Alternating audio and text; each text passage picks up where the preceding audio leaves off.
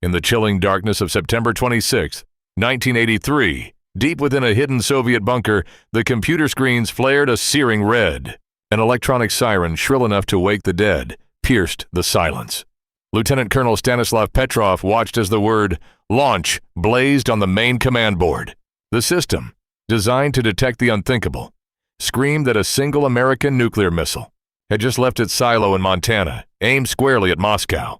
Petrov had less than 25 minutes to decide if it was real or if the fate of the world rested on a software glitch. What followed was a dizzying, terrifying sequence of events, a cascade of warnings that would push one man to the absolute brink, forcing him to choose between blind obedience to a machine and the fragile hope of human intuition. But how did this engineer, a man trained to follow orders, find himself in the position to make a decision that could end civilization? And what hidden flaw in the system almost plunged humanity into its final catastrophic hour? The year 1983 was a powder keg. Tensions between the United States and the Soviet Union had been steadily escalating for years, reaching a terrifying peak. Ronald Reagan had recently branded the USSR an evil empire, launching a massive military buildup. On the Soviet side, General Secretary Yuri Andropov, deeply paranoid and ailing, was convinced that the U.S. was secretly planning a surprise nuclear first strike. Just weeks before, on September 1st, Soviet fighter jets shot down Korean Airlines Flight 007 after it strayed into Soviet airspace, killing all 269 people aboard, including a U.S. congressman. The world held its breath, teetering on the edge of catastrophe.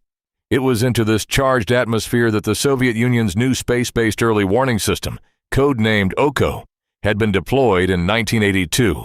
Its purpose, to detect American ICBM launches by sensing the fiery exhaust plumes against the cold vacuum of space.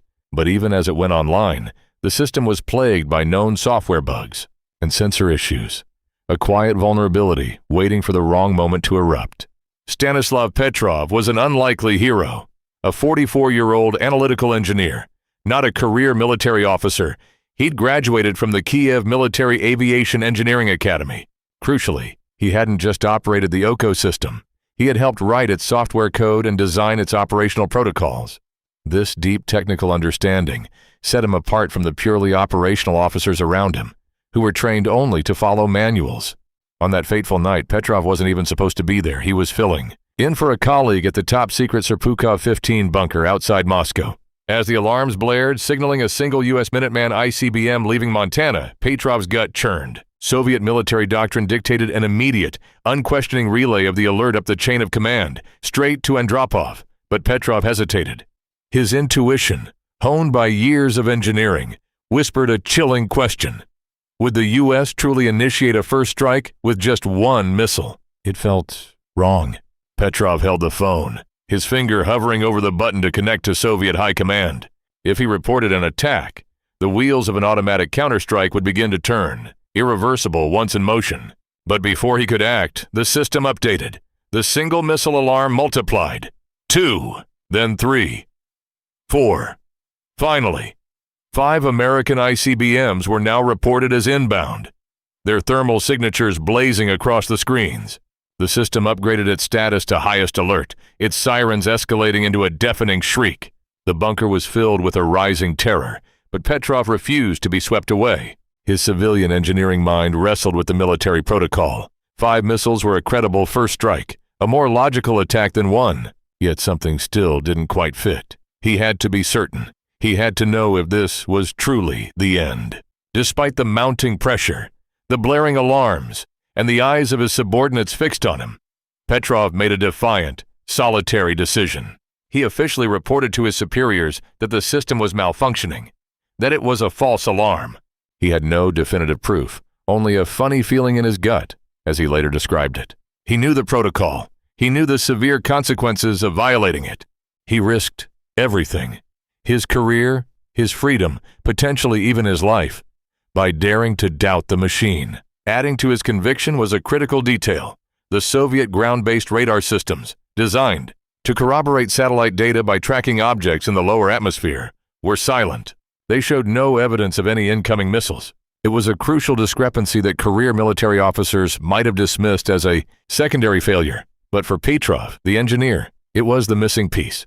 The 25 to 30-minute flight time of an ICBM from the U.S. to Moscow was a terrifying countdown. Every second that ticked by was a second closer to global annihilation if he was wrong, and a second closer to a massive, irreversible mistake if he was right. Petrov endured the agonizing wait, his intuition battling the terrifying certainty of the machines around him. Finally, the 25 minutes passed, then 30, then an hour. No explosions, no blinding flashes. The world, against all the automated warnings, remained intact. Petrov's decision held. The screens eventually dimmed, and the terrifying alerts vanished. The system had indeed been wrong. An investigation was launched, and its findings were both astounding and mundane. The false alarm had been caused by an incredibly rare, precise geometric alignment. Sunlight, reflecting off the tops of high-altitude clouds at an exact angle directly into the Oko satellite's infrared sensors. It mimicked the heat signature of a rocket engine flawlessly. Petrov, initially praised for his calm demeanor, was later reprimanded for improperly filling out the shift logbook during the crisis, a bureaucratic absurdity in the face of what he'd prevented. He was sidelined, forced into early retirement, and suffered a severe nervous breakdown. The incident itself remained classified for 15 years. His wife Raisa passed away in 1997, never knowing the monumental act her husband had performed. It wasn't until 1998 when Soviet Colonel General Yuri Votintsev declassified the incident in his memoirs that Stanislav Petrov's story finally emerged, revealing his quiet heroism to a world he had silently saved. He lived out his days in a tiny, rundown apartment in Fryazino, Russia, receiving belated international recognition before passing away in 2017 at the age of 77.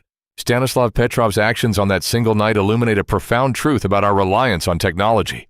He reminds us that even the most sophisticated systems designed to be infallible carry the potential for catastrophic error, especially when human judgment is removed from the loop. His story isn't just about a nuclear near-miss, it's a testament to the quiet power of human intuition, the courage to question authority, both human and algorithmic, and the hidden heroes who often go unrecognized, their pivotal moments buried by secrecy or bureaucratic indifference. It's a stark reminder that as we delegate more and more critical decisions to machines, the irreplaceable human element, with all its flaws and wisdom, remains our most vital safeguard. If Stanislav Petrov's incredible story resonates with you, consider subscribing to the channel. We explore the hidden histories and unsung heroes who have shaped our modern world, one critical decision at a time. What other untold stories of defiance and ingenuity deserve our attention?